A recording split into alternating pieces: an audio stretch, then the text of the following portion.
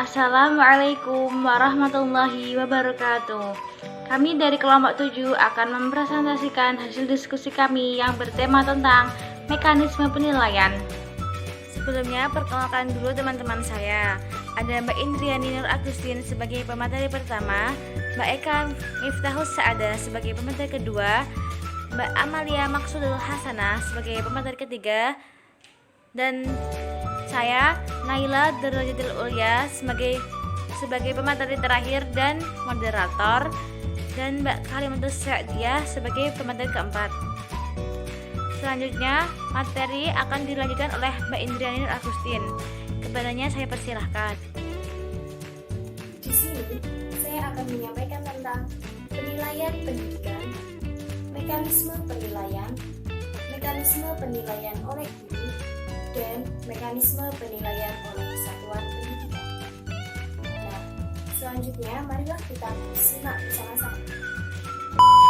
Di sini saya akan menyampaikan materi tentang penilaian pendidikan. Siapa yang sudah mengetahui apa itu penilaian pendidikan? Jika belum, mari kita bahas bersama-sama. Penilaian pendidikan yaitu proses serangkaian kegiatan untuk menganalisis data tentang proses dan hasil belajar siswa yang dilaksanakan secara sistematis, sehingga hasil penilaian dapat menjadi informasi yang bermakna dalam pengambilan keputusan. Kemudian, mekanisme penilaian. Awal mulanya tuh harus merencanakan dulu penilaiannya, kemudian melaksanakan itu penilaiannya, selanjutnya menganalisis hasil penilaian, kemudian tindak lanjut hasil penilaian. Nah, jika dalam analisis hasil penilaian itu siswa memiliki nilai yang kurang dari KKM atau kurang maksimal, bisa ditindaklanjuti seperti memberikan pembelajaran remedial. Misalkan diberikan tugas yang bisa membuat siswa itu mempunyai nilai yang sesuai KKM lah, minimal itu pas KKM. Kalau bisa juga lebih, tapi biasanya remedial itu pas KKM. Selanjutnya, kalau nilainya sudah bagus ya tidak perlu ditindaklanjuti. Ditindaklanjutinya itu seperti gimana sih caranya biar siswa itu bisa mempertahankan nilainya. Kemudian laporan hasil penilaian. Nah, laporan hasil penilaian yang dimaksud seperti raport. Di raport kan tertera bagaimana sih hasil siswa itu selama 1 semester misalnya. Seperti itu. Nanti ada berupa angka dan berupa deskripsi. Seperti misalnya tuh nilainya rata-rata 9 atau rata-rata 88 gitu. Kemudian mekanisme penilaian guru.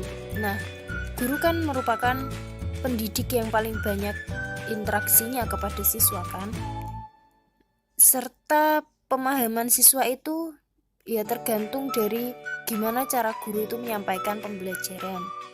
Kalau guru menyampaikan pembelajaran dengan baik, itu dapat memberikan dampak yang baik kepada hasil pembelajaran siswa itu. Nah, mekanisme yang pertama yaitu penyusunan penilaian dengan memperhatikan pencapaian standar kompetensi lulusan, standar kompetensi inti atau KI, dan standar kompetensi dasar atau KD. Nah, yang kedua yaitu perancangan strategi penilaian oleh pendidik dilakukan saat menyusun rencana pelaksanaan pembelajaran atau yang biasa disebut dengan RPP. RPP itu harus berdasarkan dengan silabus dan juga harus memperhatikan hasil belajar siswanya. Kemudian yang ketiga yaitu penilaian aspek sikap, biasanya dilakukan melalui observasi dan bisa juga teknik yang lain yang dirasa cukup relevan, serta laporannya itu menjadi tanggung jawab seorang guru atau wali kelasnya. Kemudian yang keempat yaitu penilaian aspek pengetahuan, biasanya dilakukan melalui tes tertulis, tes lisan, dan juga tugas-tugas yang lain yang sesuai yang dapat dinilai oleh guru.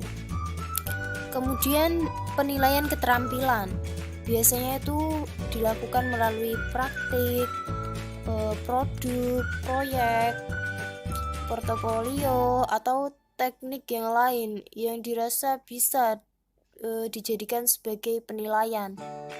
Kemudian siswa yang belum mencapai KKM harus mengikuti pembelajaran remedial. Seperti yang saya sampaikan di awal tadi, kalau hasilnya belum maksimal, guru bisa memberikan remedial kepada siswa. Contohnya itu bisa memberikan tugas-tugas yang dapat dapat merubah hasil yang semula jelek, nilainya tuh kurang banget, menjadi mencapai KKM gitu. Kemudian yang ketujuh yaitu hasil penilaian pencapaian pengetahuan dan keterampilan siswa disampaikan dalam bentuk angka atau deskripsi. Nah, ini seperti yang saya sampaikan di awal ya. Yang dimaksud ini bisa berupa raport, misalnya. Di raport kan ada hasilnya. Nah, di sana itu di raport itu ada dalam bentuk angka dan deskripsi biasanya. Nah, yang angka misalnya nilai IPS itu 8, nilai MTK itu 9, atau bahkan ada yang 99 atau berapa gitu. Tergantung siswa itu gimana sih melaksanakan pembelajaran itu. Kemudian mekanisme penilaian oleh satuan pendidikan. Yang pertama yaitu penetapan KKM yang harus dicapai oleh siswa melalui rapat dewan pendidik dengan memperhatikan potensi siswa, sarana pendukung, dan tingkat kesulitan materi. Nah, dalam menentukan KKM itu tidak asal-asalan. KKM IPS itu 70, tidak asal sebut gitu, tidak asal ditetapkan, tetapi itu harus melalui rapat dan juga memperhatikan gimana sih potensi siswa tersebut, serta sarana pendukungnya itu gimana sih, terus tingkat kesulitan materi, misalnya materinya itu sulit banget ya, KKM-nya biasanya tuh rendah, seperti ya rendah gitu loh, tidak sampai 80 atau 75 atau ya segitu. Jadi itu tergantung dari tingkat kesulitan materi dan sarana pendukung serta ya potensi siswanya itu. Yang kedua yaitu penilaian hasil belajar oleh satuan pendidikan pada semua mata pelajaran itu mencakup aspek sikap, pengetahuan, dan juga keterampilan. Yang ketiga yaitu penilaian pada akhir jenjang pendidikan, biasanya dilakukan melalui ujian sekolah atau ujian madrasah, khususnya pada aspek pengetahuan serta keterampilan.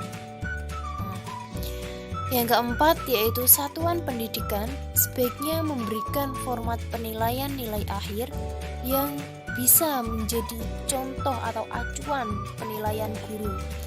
Jadi satuan pendidikan itu harus memberikan contoh gimana sih format penilaian yang baik agar guru itu bisa ada bayangan gitu gimana cara membuat penilaian tersebut. Kemudian selanjutnya laporan hasil penilaian pendidikan pada akhir semester dan akhir tahun ditetapkan pada rapat Dewan Pendidik berdasarkan hasil penilaian oleh satuan pendidikan dan hasil penilaian oleh pendidik. Nah, laporan hasil penilaian itu tidak asal-asalan ya dilaporkan seperti itu. Itu harus ditetapkan secara bersama-sama dengan rapat antara Dewan Pendidik dan satuan pendidikan. Selanjutnya, kenaikan kelas dan kelulusan peserta didik dari satuan pendidikan ditetapkan melalui rapat Dewan Pendidik. Nah, juga misalnya kita mau menaikkan si A, bukan asal-asalan si A asal naik padahal nilainya itu rendah. Bukan begitu. Kita harus menetapkannya melalui rapat. Dirapatkan dulu. Nah, nilai siswa si A sudah mencapai maksimal, jadi bisa naik kelas. Kalau yang belum maksimal ya tidak bisa naik kelas. Seperti itu, harus ada rapatnya, bukan asal-asalan. Selanjutnya yang ketujuh yaitu sekolah berhak memberikan apresiasi pada peserta didik yang memiliki prestasi. Nah, misal si A itu pandai, pintar sekali di kelas dan dia bisa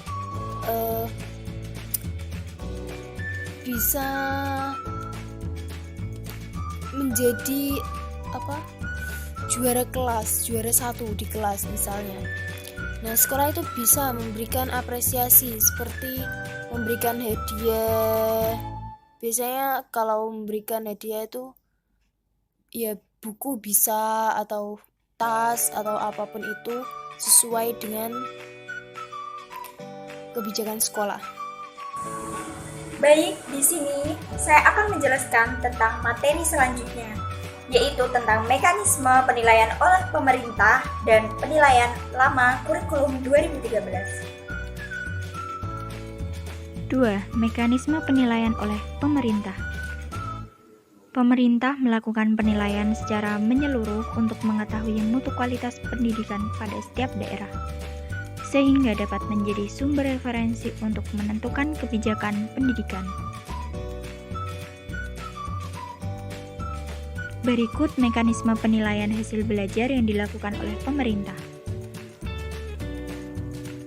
Penilaian dari pemerintah dilakukan dalam bentuk UN atau ujian nasional yang diselenggarakan oleh Badan Standar Nasional Pendidikan atau BSNP.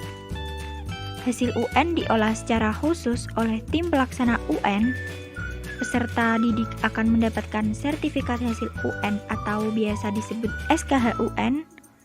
Hasil UN dijadikan masukan dalam perbaikan proses pembelajaran.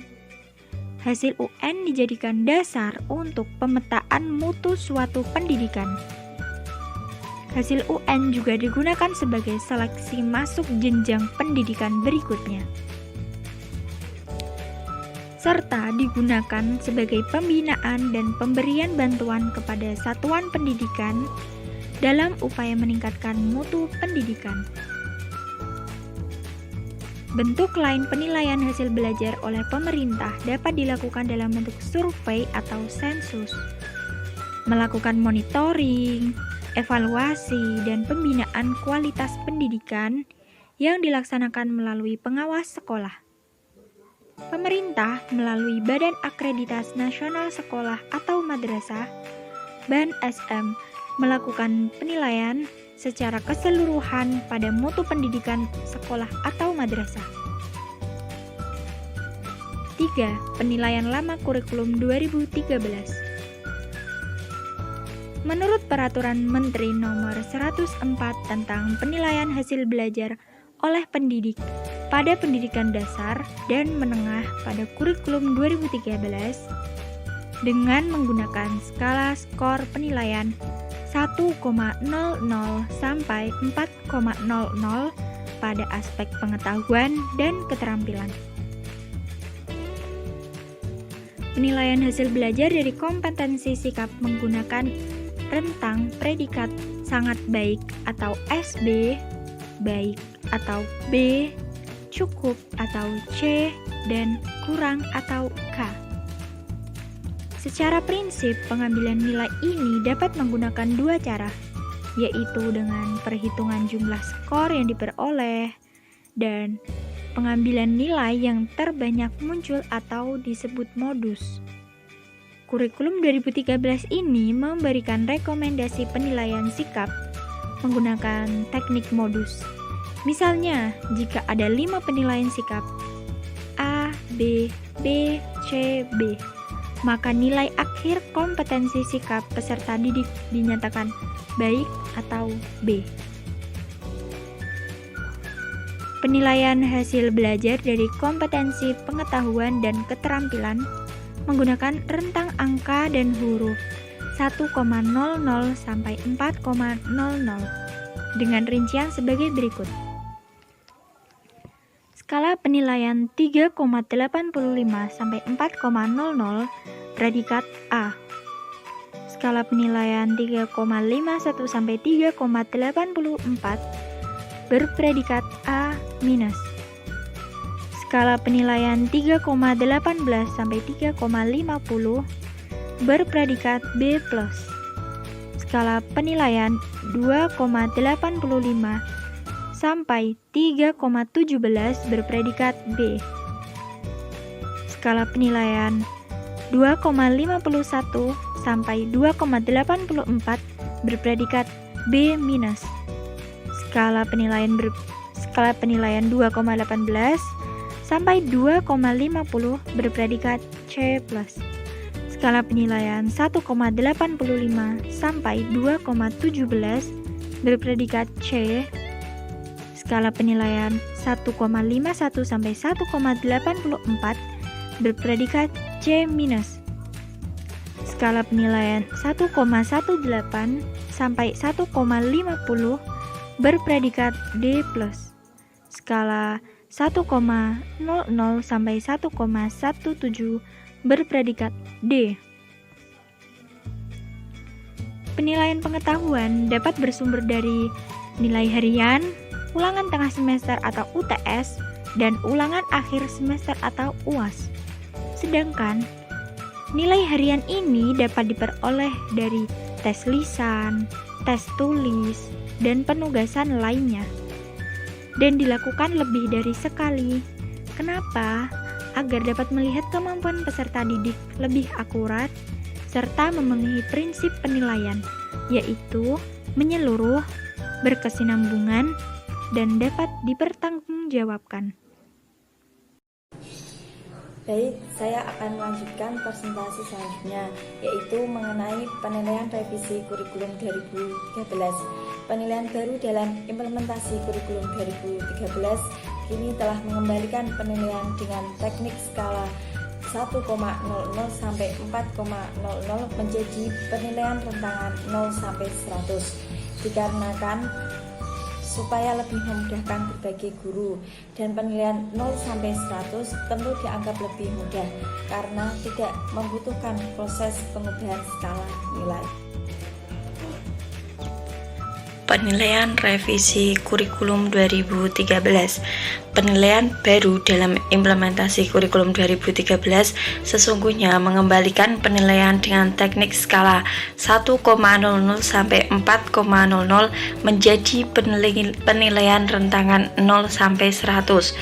Perubahan penilaian dengan memperhatikan kemudahan dari berbagai guru di daerah, maka pemerintah mengeluarkan kebijakan untuk menyempurnakan penilaian dalam kurikulum 2013 dengan memberlakukan Peraturan Menteri Pendidikan dan Kebudayaan Nomor 23 Tahun 2016 tentang Standar Penilaian Pendidikan. Menggunakan penilaian 0 sampai 100 tentu dianggap lebih mudah karena tidak membutuhkan proses pengubahan skala nilai. Penilaian kurikulum 2013. Yang pertama yaitu merupakan tahapan penilaian sikap, penilaian aspek sikap dilakukan melalui observasi atau pengamatan atau guru kelas.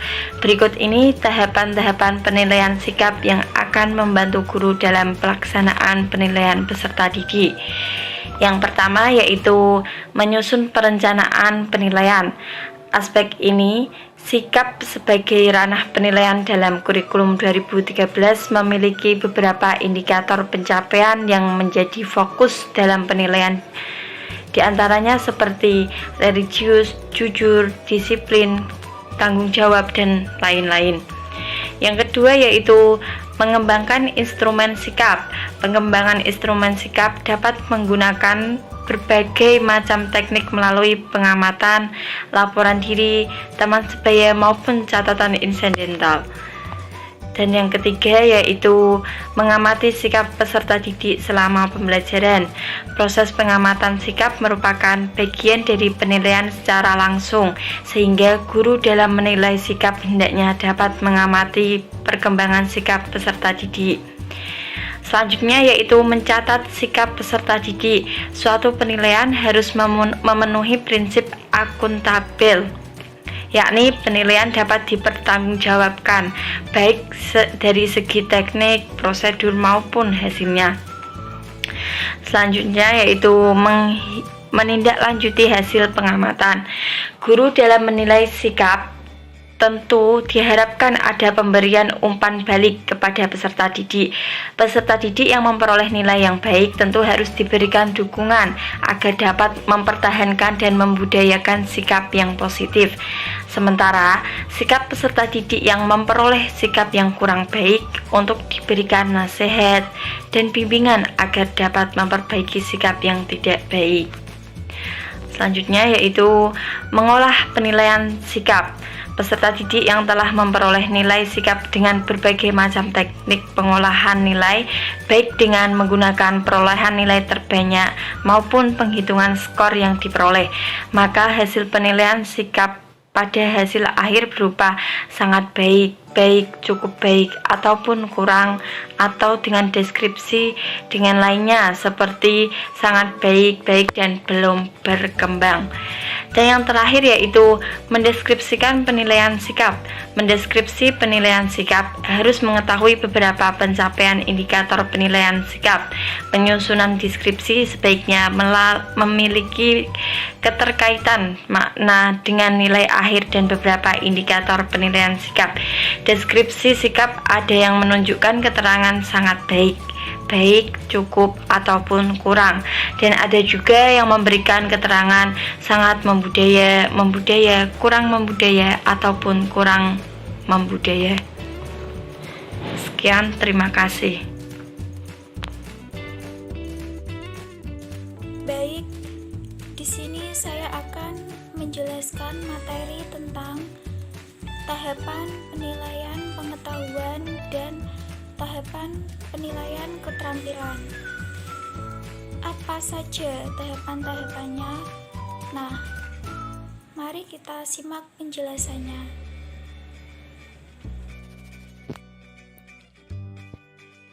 Tahapan penilaian pengetahuan. Berbagai cara dalam menilai aspek pengetahuan. Ada beberapa tahapan yang akan membantu guru dalam memahami hubungan perencanaan pembelajaran. Instrumen tes dengan pelaksanaan penilaian peserta didik. Berikut penjelasannya. Yang pertama, menyusun perencanaan penilaian. Penilaian biasanya telah direncanakan dalam penyusunan RPP. Karena di dalamnya terdapat komponen penilaian. Penilaian dalam RPP meliputi ranah sikap, pengetahuan, dan keterampilan dengan memperhatikan kompetensi inti, kompetensi dasar, dan tujuan pembelajaran. Guru biasanya juga memiliki beberapa arsip penilaian aspek pengetahuan, baik berupa arsip ulangan harian, ulangan tengah semester, dan ulangan semester akhir. Yang kedua, mengembangkan instrumen penilaian. Penilaian yang telah disusun dalam RPP seringkali bersifat terbatas. sehingga guru perlu mengembangkan penilaian yang telah disesuaikan dengan kompetensi dasar, tujuan pembelajaran, dan peserta didik. Begitu juga beberapa arsip soal atau bank soal penilaian pengetahuan yang dimiliki guru tentu perlu diperbaiki dan dikembangkan sesuai dengan kondisi pembelajaran yang terbaru. Yang ketiga, melaksanakan penilaian. Pelaksanaan penilaian untuk mengukur aspek pengetahuan dapat dilakukan berbagai macam tipe, di antaranya dengan menggunakan tes pilihan ganda, isian singkat, memasangkan tes lisan, dan penugasan lainnya. Adapun berdasarkan periode waktu, bisa dilakukan pada ulangan harian, ulangan tengah semester, dan ulangan akhir semester. Yang keempat, manfaatkan hasil penilaian. Bagian penting dari proses penilaian yakni memanfaatkan hasil penilaian sebagai pembelajaran peserta didik untuk mengetahui kemajuan dan kekurangan dalam pencapaian kompetensi. Manfaat hasil belajar bagi guru diantaranya: 1. Memberikan umpan balik materi untuk kemajuan belajar peserta didik. Yang kedua, merefleksikan hasil belajar dengan efektivitas strategi pembelajaran. Yang ketiga, identifikasi kesulitan pada soal atau materi ajar. Dan yang keempat, hasil belajar sebagai peta potensi bakat peserta didik. Tahap yang kelima, melaporkan hasil penilaian dalam bentuk angka. Pelaporan hasil penilaian pada aspek pengetahuan dapat dilakukan secara langsung melalui beberapa hasil ulangan harian atau penilaian harian, penilaian tengah semester, dan penilaian akhir semester. Penilaian akhir keterampilan dilaporkan dalam bentuk angka 0 sampai 100 dengan menggunakan rata-rata atau kesepakatan bobot penilaian seperti 30% untuk ulangan harian, 30% PTS atau penilaian tengah semester, dan 40% untuk PAS atau penilaian akhir semester. Tahap selanjutnya yaitu yang keenam, mendeskripsikan penilaian pengetahuan. Mendeskripsikan penilaian pengetahuan diperlukan untuk mengetahui keunggulan dan kelemahan dalam penguasaan materi. Penyusunan deskripsi sebaiknya memiliki keterkaitan makna dengan nilai akhir dan beberapa pokok-pokok materi. Deskripsi pengetahuan akan disusun dengan baik jika kita telah menyusun acuan deskripsi penilaian pengetahuan. Misalnya keterangan 90-100 memiliki keterangan sangat menguasai. 80-89 sudah menguasai materi.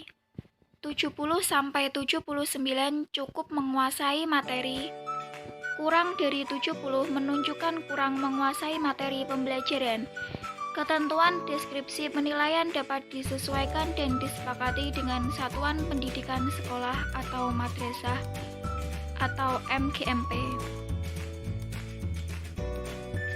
Selanjutnya yaitu tahapan penilaian keterampilan. Keterampilan memiliki format penilaian yang bervariasi. Beberapa tahapan penilaian keterampilan akan memadukan pemahaman penyusunan RPP dan penilaian jenis non-tes, sehingga akan mempermudah guru dalam penilaian. Nah, berikut tahapan-tahapannya. Yang pertama, menyusun perencanaan penilaian.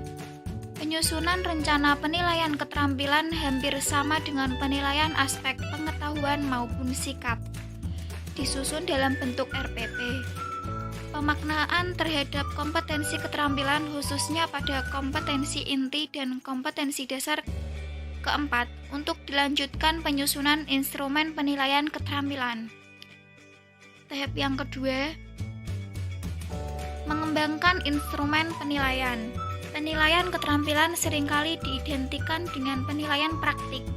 Padahal sebenarnya tidak hanya itu, ada penilaian lain diantaranya penilaian produk, proyek, portofolio, dan unjuk kerja lainnya. Penyusunan instrumen keterampilan memerlukan beberapa teknik yang harus dikembangkan guru agar menilai sesuai dengan tujuan pembelajaran dan objektif. Tahap yang ketiga, melaksanakan penilaian.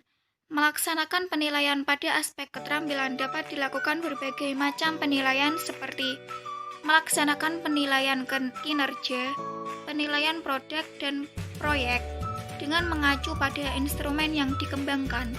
Adapun berdasarkan periode waktu, dapat dilakukan sebagai pengganti ulangan harian, ulangan tengah semester, dan ulangan akhir semester.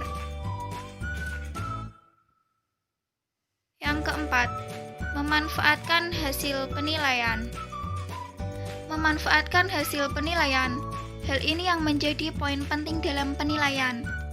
Guru kadangkala hanya memberikan kesimpulan akhir pada penilaian keterampilan pada perolehan nilai baik 70, 80, 90, atau nilai lainnya. Namun, kurang melengkapi pada pemanfaatan hasil penilaian sebagai pembelajaran peserta didik untuk mengetahui kemajuan dan kekurangan dalam pencapaian kompetensi keterampilan.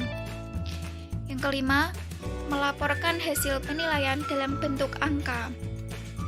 Guru dalam melaporkan hasil penilaian merupakan hal penting sebagai bagian dari memanfaatkan hasil penilaian. Pelaporan hasil penilaian pada aspek keterampilan dapat dilakukan secara langsung melalui penilaian praktik atau kinerja, portofolio, produk, atau penugasan dalam bentuk nilai harian maupun terdokumentasikan dengan mata pelajaran lainnya. Penilaian akhir keterampilan dilaporkan dalam bentuk angka 0 sampai 100 dengan menggunakan rata-rata atau dengan kesepakatan bobot penilaian. Yang keenam, mendeskripsikan penilaian keterampilan. Mendeskripsikan penilaian pengetahuan diperlukan untuk mengetahui keunggulan dan kelemahan dalam penguasaan keterampilan. Penyusunan deskripsi sebaiknya memiliki keterkaitan makna dengan nilai akhir dan aspek-aspek penilaian. Keterampilan seperti praktik atau kinerja, portofolio, produk maupun proyek. Deskripsi penilaian keterampilan akan disusun dengan baik jika kita telah menyusun acuan deskripsi penilaian keterampilan. Misalnya keterangan 90-100 memiliki keterampilan sangat terampil, 80-89 sudah terampil, 70-79 cukup terampil, kurang dari 70 menunjukkan kurang terampil atau kata keterangan kurang diganti perlu berlatih. Manfaat utama dalam pendeskripsian nilai, yakni sebagai pemberian umpan balik terhadap kemajuan dan kekurangannya untuk kemajuan dalam belajar. Sekian penjelasan dari saya. Selanjutnya, saya akan menyampaikan materi yang terakhir, yaitu ketuntasan hasil belajar. Apa sih ketuntasan hasil belajar itu? Ketuntasan hasil belajar merupakan tingkat minimal pencapaian kompetensi sikap, pengetahuan, dan keterampilan yang meliputi ketuntasan penguasaan substansi dan ketuntasan belajar dalam konteks dalam kurun waktu belajar. Indikator keberhasilan pembelajaran dikembangkan dalam kurikulum 2013 maupun KTSP dengan memperhatikan batas kriteria ketuntasan minimal. Penetapan nilai KKM pada suatu pembelajaran memberikan peluang antara mata pelajaran satu dengan yang lainnya. Bagi setiap peserta didik yang belum memenuhi KKM, maka harus mengikuti program remedial atau pemahaman ulang pada materi yang belum dikuasai. Selanjutnya yaitu implikasi lanjutan dari pemenuhan KKM, yaitu adanya kenaikan kelas dan kelulusan peserta didik. Bagi peserta didik yang tidak memenuhi batas KKM maka akan berpengaruh pada rapat Dewan Guru dalam penentuan kenaikan kelas dan kelulusan. Dalam suatu penentuan batas nilai KKM memberikan makna penting pada proses pembelajaran, yaitu 1. Setiap peserta didik memiliki potensi dan kesempatan untuk mencapai standar minimal kompetensi yang ditentukan. 2.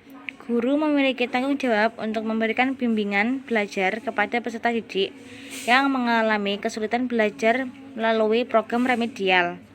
Yang ketiga, acuan peserta didik untuk menjadi penilaian diri agar memiliki usaha dan semangat yang lebih untuk mencapai nilai KKM. Sekian presentasi dari kelompok kami. Apabila ada salah kata, mohon dimaafkan. Assalamualaikum warahmatullahi wabarakatuh.